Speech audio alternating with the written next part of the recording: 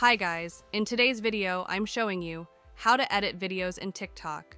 The process is straightforward and effortless. The first thing you have to do is open your TikTok application. After it opens, take a look on the bottom of your mobile screen. You can see 5 options, and from these options, you have to tap on this plus sign. Now record a video or upload from your mobile phone screen, but from me, I will record a video here. So I'm swiping to the right. And now we are in video recording section. Now record video. Just for example, I will record only for 2 seconds. Now video has been recorded.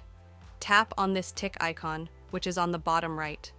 And on the right side, you can see the option edit. Now we can edit our video. On the bottom, you can see a lot of different options like edit, smart trim, sounds, text, effects. And if I swipe this to the left side, you will see few more options. So here, edit video as you want. Like you can add some effects or add text or add sound. So it was the primary way by which you can edit videos on TikTok.